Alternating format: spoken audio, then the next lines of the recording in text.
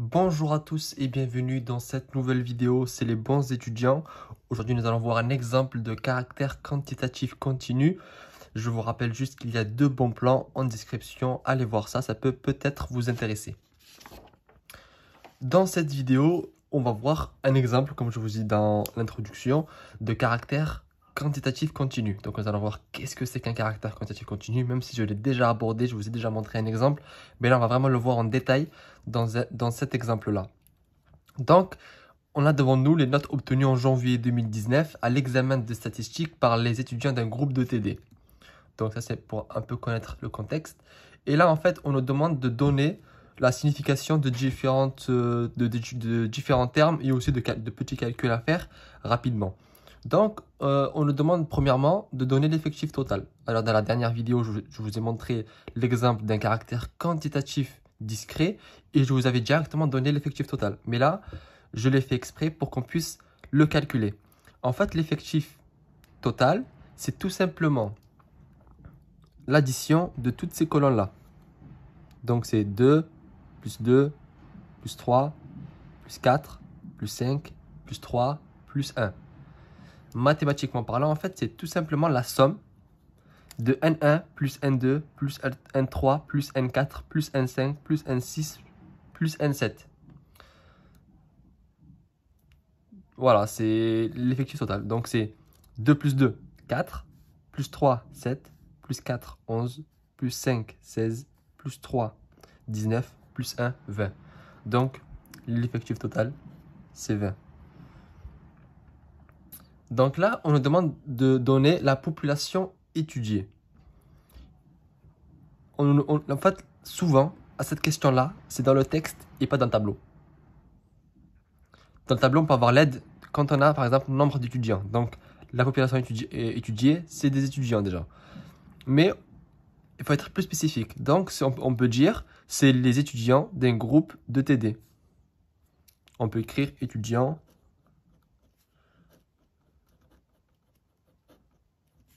groupe de TD. On peut même écrire 20 étudiants d'un groupe de TD. Voilà. Puisqu'on a calculé l'effectif total. Maintenant, on nous demande de donner la signification de l'ensemble de ces n, donc de N1 à N7. N1, qu'est-ce que c'est? Donc ça, c'est le 2.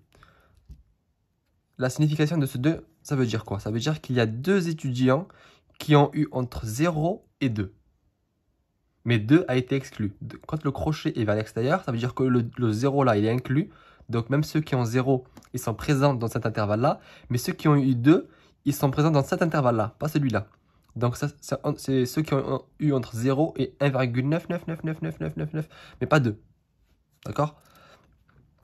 Donc là, on peut dire qu'il y a deux étudiants. Je vais l'écrire une fois, après, ça sera pareil pour toutes les autres questions. Deux étudiants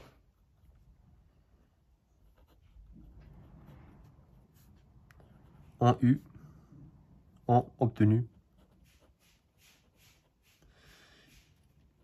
une note comprise entre 0 et 2. Voilà. N2. N2, ça veut dire qu'il y a deux étudiants qui ont obtenu une note comprise cette fois-ci entre 2 et 5. 5 exclus encore une fois. 3 étudiants ont obtenu une note entre 5 et 8. N4, 4 étudiants ont obtenu une note comprise entre 8 et 10. N5, 1, 2, 3, 4, 5. 5 étudiants ont eu une note comprise entre 10 et 14. 3, une note comprise entre 14 et 16. Et un étudiant seulement a eu une note comprise entre 16 et 20. Faites attention à la taille des intervalles, ça sera très très important pour la suite du chapitre. Vous allez voir pourquoi, pour calculer les centres de classe, etc. Donc il faut bien faire attention. Est-ce que tous les intervalles sont séparés